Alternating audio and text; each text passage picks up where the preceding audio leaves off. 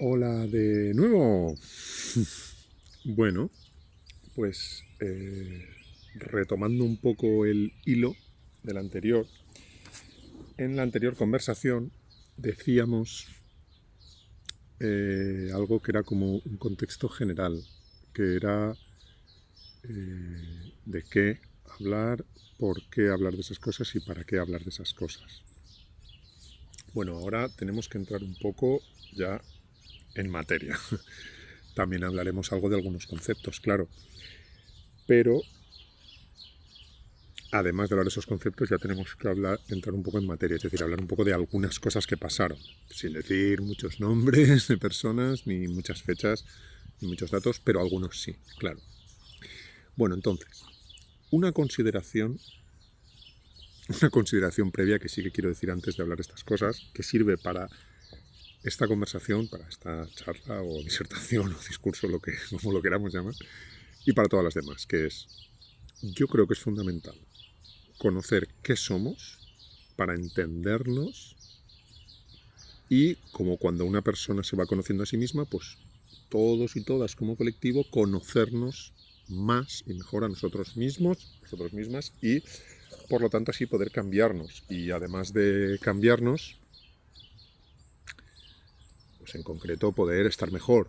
Como decíamos en la anterior conversación, yo creo que estamos enfermos como sociedad y por lo tanto creo que tenemos que hacer un esfuerzo para recuperar nuestra armonía interior, es decir, estar bien con nosotros mismos y como consecuencia estar bien con los demás, con las demás, con las otras personas, con el recuerdo de las personas que vivieron y con la naturaleza, por supuesto, y con las otras culturas, con todo.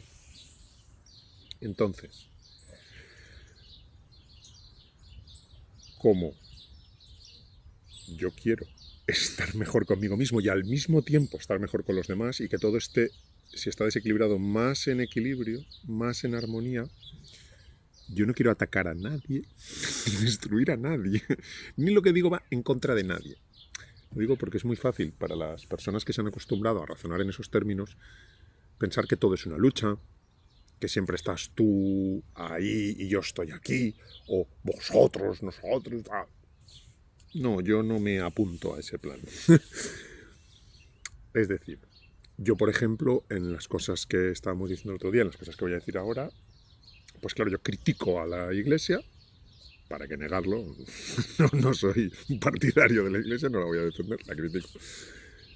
Pero no es porque allí está la Iglesia, ese grupo de gente con sus partidarios, sus partidarias, y ahí estamos los otros, las otras, que... No. O sea, yo creo que analizando, por supuesto de una manera crítica, pero analizando las cosas que pasaron y entendiéndolas, podemos entendernos mejor a nosotros mismos y a nosotras mismas, todas las personas, y estaremos mejor como sociedad.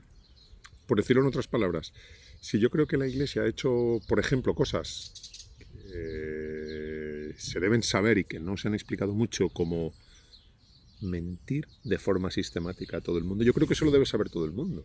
Es decir, la persona que se siente cristiana, católica y defensora de la Iglesia, también. Bueno, y de hecho más que nadie debe saberlo. Y así entre todos y todas podremos entendernos y mejorarnos si sabemos qué cosas han ocurrido. Y no sin saberlo, silenciando esas cosas, con mentiras, acallando todo. Es decir, que yo lo que creo que debe haber es conocimiento, un conocimiento mayor que el que hay ahora, que es muy escaso, conocimiento de las cosas que han pasado en nuestra historia, debate. Conocimiento, debate. No ataques. No ataques. Yo creo que hay cosas que funcionan de una manera sencillamente porque no se conocen determinadas cosas. Entonces, además de cambiar pautas de nuestra forma de actuar para mejorar como personas, también debemos cambiar determinadas piezas, ¿vale?, de nuestro edificio mental en nuestra cabeza, porque creemos que tal cosa es así porque pasó esto, y es que resulta que eso que creemos que pasó nunca pasó. Entonces, hay que plantearse esas cosas. Bueno, entonces después de esta introducción en la que hemos dejado claro que no queremos ir a favor de nadie, ni en contra de nadie, estemos criticando a algunos grupos humanos, pero no queremos ir en contra de nadie ni generar ningún conflicto, solo que se comprendan y se entiendan las cosas, vamos allá. El por qué ya lo dijimos en la anterior conversación. ¿Por qué queremos hablar de estas cosas? Para estar mejor. Estamos enfermos para mejorar nuestra enfermedad o para estar sanos, más sanos. El qué. ¿De qué queremos hablar? ¿De qué pasó? Pues de esa transformación en nuestra cultura que, como decíamos, nos parece una degeneración porque se rompió el vínculo con las tradiciones de nuestros antepasados, el vínculo con la naturaleza y se empezó vamos a decir, a adorar al dinero, que antes ya había mucha ambición en la última etapa del Imperio Romano y eso fue, por supuesto, desastroso. Y eso fue la introducción a la época del triunfo de la Iglesia. Entonces, hoy queremos centrarnos en la época en la que la Iglesia llega al poder. Es decir, yo normalmente suelo expresarlo en estos términos, la Iglesia llega al poder. Pero por ser más precisos y ajustarnos más a los hechos, lo que se sabe de aquellos hechos, el momento en el que la Iglesia deja de ser ilegal, pasa a ser legal y empieza a adquirir una cierta influencia, un cierto poder, ¿vale? Entonces, el periodo del que vamos a hablar hoy, de una forma muy breve y muy resumida, no en profundidad, es el periodo que va, según el calendario romano, desde el año 1066 al año 1144. O sea, el calendario basado en la fundación de la ciudad de Roma, que es hace 2774 años. Y según el calendario cristiano, el periodo que va, vamos a hablar hoy del periodo que va desde el año 313 después de Cristo, hasta el año 391. Bien. Entonces, el qué queremos contar, de qué queremos hablar, hoy está claro, es ese momento en el que se transforma la cultura del Mediterráneo, por lo tanto, a medio y a largo plazo la cultura de Europa, con la llegada de la Iglesia al poder, o sea, con la legalización de la Iglesia cristiana, y por lo tanto con una transformación de la cultura que existía en otra cosa diferente, más o menos diferente en unos otros aspectos, pero ciertamente diferente, es una transformación. Entonces, por un lado, vamos a resumir muy rápidamente, muy brevemente, porque no queremos hacer vídeos que duren 2 horas ni 1 hora, cortitos. Vamos a resumir muy brevemente los hechos y también, obviamente, vamos a resumir muy brevemente las ideas, los conceptos, por lo que decíamos de que es fundamental entender alguna idea. Aunque no estés de acuerdo con ella o con el análisis o interpretación que hago yo de ella, pero entender algunas ideas para no tener solo fechas, nombres. Que eso al fin y al cabo no tiene sentido si no tiene una idea que la acompaña, es algo vacío.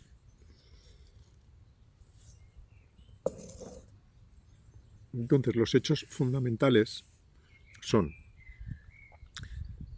Empezaremos por Constantino y acabaremos por Teodosio. ¿Quién es Constantino? ¿Por qué hablar de Constantino? Constantino es uno de los generales del ejército romano, o sea, de la legión romana, que, movido por su ambición, como tantos otros, aspira a ser el César.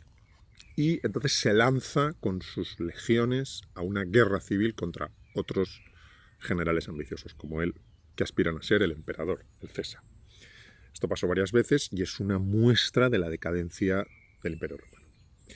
Bueno, en ese momento estamos hablando de el año 1061 del calendario romano, el año 306 del calendario cristiano, que es cuando empieza esa guerra. Hay 4 rivales. Como es lógico, en vez de luchar todos contra todos, o sea, tú eres uno de esos candidatos a ser emperador, luchas contra los otros 3, no. Claro, hay 2 que se alían contra los otros 2 que se alían. Vale. Los 2 que ganaron en esa guerra, que duró 5 años, fueron Constantino y Licinio. ¿De acuerdo? Constantinus y Licinius. Constantino era el que se había aliado con la Iglesia. ¿Cómo es que hizo eso? ¿Cómo es posible? Bueno, vamos a dedicarle un momentín a comentarlo. Pues la Iglesia era un culto prohibido, ilegal, aunque ampliamente tolerado, porque obviamente era ilegal, pero no es que todos los meses mataban a 30.000 cristianos, porque entonces no habrían sobrevivido entre el año 200 y el 250. A veces se metía en la cárcel algún dirigente cristiano y a veces se mataba a alguno. Pero normalmente se sabía que había cientos o miles, dependiendo de la zona del imperio, y se toleraba. Entonces, esa iglesia quería ser legal y Constantino piensa, yo me alío con los cristianos, aunque él, por supuesto, adoraba a los dioses, como toda la élite romana, porque no eran los de la élite, recordémoslo, eran sobre todo pobres y esclavos, con lo cual las comunidades cristianas eran comunidades constituidas por pobres y por esclavos, y asimismo la iglesia también era así. Entonces Constantino se alía con ellos y los tiene de su lado, luchan con él en la batalla. Vence junto a Licinio y 2 años después de la victoria es en el 1064, en el 1066 del calendario romano. En el calendario cristiano la victoria es en el año 311, en el año 313 se proclama la igualdad de las dos religiones. Es decir, se legaliza el cristianismo en lo que fue conocido como el Edicto de Milán. Se dio a conocer, parece ser que se dio a conocer en esa ciudad, en Milán. Y se legaliza la religión cristiana y la iglesia cristiana sin prohibir la religión antigua y los templos antiguos, con lo cual parecía, en teoría, ambas religiones convivían en pie de igualdad a partir de ese momento. Pero claro, hay que tener en cuenta que Licinio no se había aliado con la iglesia, Licinio, el otro general, y Constantino, cada uno se quedó una parte del imperio, se lo repartieron, Licinio se quedó el oriente, o sea, lo que ahora sería Grecia, Turquía, Líbano, Palestina, Egipto, y Constantino se quedó el occidente del Imperio Romano. O sea, lo que ahora sería Italia, Túnez, Argelia, Marruecos, España, Francia, Portugal e Inglaterra. Con lo cual, en cada zona más o menos se estaba creando una situación. Hubo una paz, vamos a decir, una paz tensa entre Constantino y Licinio que duró unos 13 años, y 13 años después, en el año 326 del calendario cristiano, se desata la guerra entre Constantino y Licinio. Esa guerra dura 3 años y vence Constantino, que para la iglesia es San Constantino, por supuesto. Y a raíz de esa victoria, ya claramente, aunque sobre el papel había dos religiones y las dos tenían una cierta igualdad y tal y cual, eso era solo sobre el papel. O sea, en la práctica empiezan, pues ya unos años después, ¿vale? En el año 330 y algo, 340 y algo, empiezan ya a producirse ataques contra los templos de los dioses antiguos y de las diosas antiguas, ataques a sacerdotes paganos, a sacerdotisas paganas, asesinatos, destrucciones de estatuas de los dioses. Eso obviamente no es una igualdad entre ambas religiones. Está claro que cualquier observador podría decir, bueno, antes se encarcelaba y asesinaba a los cristianos, ahora se toman su venganza. Eso fue en aumento, fue creciendo, aunque hubo un paréntesis breve, que fue entre los años 361 del calendario cristiano y 363.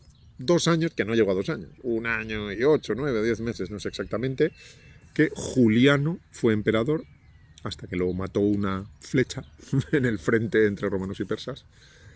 Él, que había sido educado como cristiano, conoció personas que lo iniciaron en la religión antigua y se hizo pagano, podemos decirlo así. Entonces él intentó restaurar los templos, la igualdad entre ambas religiones, sin prohibir a la iglesia y sin prohibir el cristianismo. Bueno, ese paréntesis duró muy poco.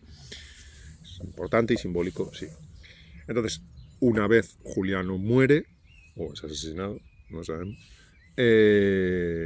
se reinicia esa tendencia de la iglesia a recibir dinero, a enriquecerse, a atacar con sus discursos y animando a la gente, a las masas, a atacar los templos de los dioses, mientras el Estado hace la vista gorda, aunque eso no era legal, los legionarios lo toleran, hasta que llegamos, ya resumen, después de varios emperadores, de los descendientes de Constantino, que luego se pelean entre ellos y se van matando entre ellos por el poder, hasta que llegamos a finales de ese siglo, y llegamos al año 391 del calendario cristiano, el año 1144 del calendario romano, que es cuando Teodosio I el emperador Teodosio ya es emperador y Teodosio prohíbe el culto antiguo. O sea que lo que ya estaba ocurriendo en la práctica pasa a ser oficial. Ya no es que, ay, yo me escondo, pero en teoría lo puedo hacer, pero puedo tener problemas, me atacan. Prohibido. O sea, ahora ya seguro que si haces cualquier tipo de ceremonia a los dioses o a las diosas te vas a la cárcel. ¿Por qué es importante esta fecha? Antes de analizar los conceptos y de acabar la charla. Es importante esta fecha porque a partir de ese momento, es decir, han pasado 1600 años, tengámoslo en cuenta, a partir de ese momento en todo el Mediterráneo y en toda Europa han estado prohibidas las religiones antiguas. Y por supuesto todas las religiones que fueran diferentes a la única permitida por la Iglesia, que la considera la única verdadera. Huelga decir, pero creo que hay que decirlo brevemente, que nosotros consideramos que la Iglesia no es una organización religiosa, se ha dedicado a hacer negocio con la fe, lo cual es lo más contrario a la religión que alguien se puede imaginar. ¿Por qué he llegado a pensar eso? ¿Por qué se puede pensar eso? Por lo que ocurrió en esta época. Y esto es lo que quiero analizar brevemente al analizar los dos conceptos ahora que hemos repasado los hechos. Los conceptos son, antes de que la Iglesia se legalizara, ¿qué era la Iglesia? La Iglesia era básicamente pobre, grupos de pobres, campesinos pobres que tenían muy pocas cosas y esclavos que no tenían nada, pobre y pacifista. Si tú eras un cristiano y hacías el servicio militar en la Legión Romana, te excomulgaban. No utilizaban nunca la violencia. Por eso se dejaban encarcelar, se dejaban asesinar. Eso es coherente con sus prácticas. Cuando llegan al poder, ¿qué ocurre? La primera guerra esa en la que Constantino toma partido por ellos. Ellos dicen, esta es una guerra querida por Dios, porque es para el beneficio de nosotros, que somos los mensajeros de Dios, con lo cual hay que luchar en esta guerra, es una guerra santa. Y por primera vez van unas personas llevando unas grandes cruces de madera al campo de batalla. La primera guerra santa hace 1700 años, luego habría muchas más. Pasan de ser pobres a empezar a recibir dinero del emperador, dinero del César y se lo quedan. En vez de repartirlo entre sus fieles, que eran pobres y esclavos, que eso habría sido lógico, muy coherente con su discurso hasta la fecha, ¿no? Qué bien que está la pobreza, Jesús era pobre, ¿no? Habría sido coherente. No. Todo el dinero que reciben del emperador se lo quedan. Entonces, claro, desde el principio aparecen unos cristianos rebeldes, ya en ese siglo, liderados por un tal Donato, por lo tanto fueron llamados donatistas, que se dedicaban a asesinar a sacerdotes cristianos y repartir sus bienes entre la población. La reacción de la Iglesia fue destruir a esa rebelión de los cristianos. Uno de los que luchaba contra esa rebelión era San Agustín. Bien, esta es la situación. Por eso es lícito pensar que la Iglesia fue y es un grupo de gente que busca solo el enriquecimiento. Ahora, es importante analizar las consecuencias que ha tenido todo esto. No solo que nos hemos acostumbrado a la hipocresía, es decir, a que la gente dice una cosa, ¡ay, qué bien está la pobreza! Reúno dineros que no comparto. ¡Ay, qué bien está el amor! Yo amo a todo el mundo, pero ese es malo, hay que matarlo, guerra. No solo la hipocresía, que ya es dañina de por sí, sino el negar la propia identidad. Negar la propia identidad me refiero a estar constantemente criticando, despreciando, insultando las tradiciones de tus propios antepasados. Yo creo que eso es una enfermedad a nivel mágico, a nivel religioso, a nivel espiritual, a nivel mágico, además de a nivel cultural y a nivel filosófico, porque somos en parte nuestros antepasados. Podemos discutir si somos en parte o no nuestros descendientes, pero creo que está claro que somos en parte nuestros antepasados. Y la Iglesia, para tener a la gente, como si dijéramos, cogida, además de obligarles por la fuerza, crea una historia, crea un relato de somos tal guerrero cristiano, una identidad cristiana, que la idea del país, del pueblo, más adelante de la nación, se identifique con la Iglesia, y por lo tanto hay que despreciar ese pasado. Se desprecia nuestro pasado antiguo de adoración de la naturaleza, sea íbero, galo, etrusco, bereber, griego, cananeo, sea lo que sea. Y además de despreciar ese pasado, se desprecia la naturaleza. Porque no solo los dioses y las diosas. Una parte de esas divinidades eran el sol, la luna, la tierra, el cielo. Y eso nos ha hecho también un daño, igual que la hipocresía continuada. Bien, hemos llegado hasta aquí. Hemos conseguido que sea más o menos breve. Próximamente, traducciones. Ya era hora. Vamos a hacer estas charlas también en otros idiomas. Y siguientes capítulos, que van a ser obviamente aquel glorioso y feliz periodo llamado la Edad Media, dominio absoluto de la Iglesia, y eso obviamente nos llevará, para ir rápidos más o menos, a finalizar con el Renacimiento, que es lo que se considera el final de ese periodo, y obviamente hablaremos también de la península ibérica y de Al-Ándalus, que juegan un gran papel en todo ese proceso. Pues nada, ha sido un gran placer estar hablando, sí. Saludo desde aquí, desde este lugar tan bello.